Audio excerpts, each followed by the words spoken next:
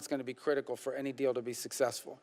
But they are weakened in the sense of they're losing $300 to $400 million a day in revenue. They have hyperinflation. Their currency is worthless. They're struggling to meet payroll in their own services in the country. And their regime is badly fractured internally to the point where it takes 7 to 10 days to get an answer to a proposal.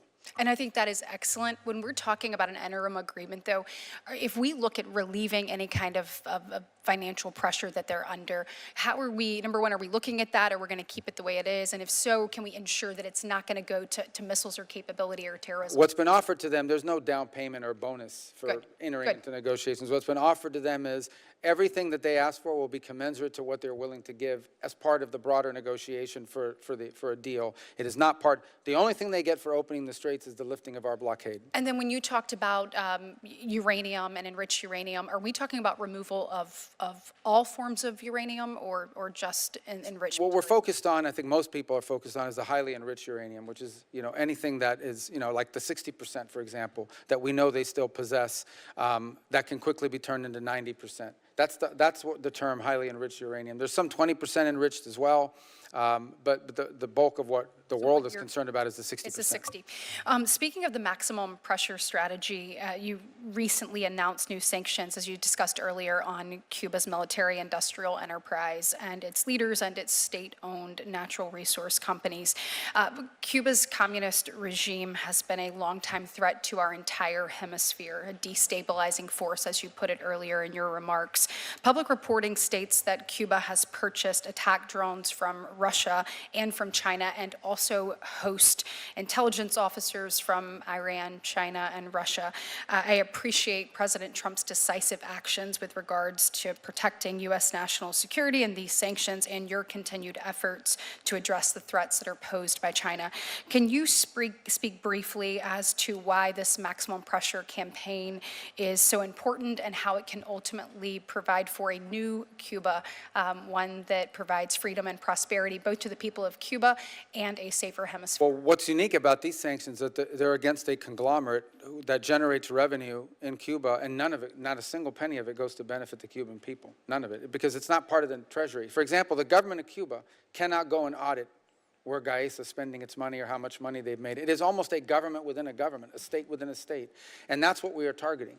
Because instead of that going to this conglomerate, that's what the Cuban people should be allowed to do. They should be allowed to own their small independent businesses. That's right. They should be allowed to be in business in that regard and not allow this state within a state to continue to empower itself at their expense. This is a country that literally, doesn't invest in their own energy plants and never has. Meanwhile, they're sitting on $18 billion in this conglomerate of assets that they should be using to benefit the Cuban people, and they are not. So those sanctions are targeted at this conglomerate. Excellent. Thank you so much, and thank you, Mr. Chairman. Thank you very much, Mr. Chairman, Mr. Secretary. Good to see you. 2 days in a row. How about tomorrow? We'll make it 3. No, you got no. I'm almost losing my voice after I did 4 hours in the House. Yes, yesterday we were talking about Taiwan, and you stressed there was no change in policy. And I think I can characterize, but I want to check that the administration is 100% supportive of Taiwan's Democratic Republic and of their expanded participation in international organizations. Yeah, and we've actually advocated for them to have a seat at different forums in which they've been denied in the past, sometimes to some success, sometimes to not success. Thank you. I really want to emphasize that message to those who are fighting to sustain their republic in Taiwan. I was listening to the tale of the 2 blockades. The deal now on the first stage is they lift their blockade, we lift our blockade, and that takes us kind of back to the status quo, and then we engage in these other issues. But I believe what I've heard you or others say is that Iran is saying, hey, that's not enough for us. We want you to lift some of the sanctions that we're under. We want to unfreeze some of the funds that have been frozen by the United States. And I've also heard on the United States side that we want to make sure that they end their support for proxies, which of course we all want to see. But is that part of, are there things other than freeing up the Strait of Hormuz that are our requirements for lifting our blockade of their ports?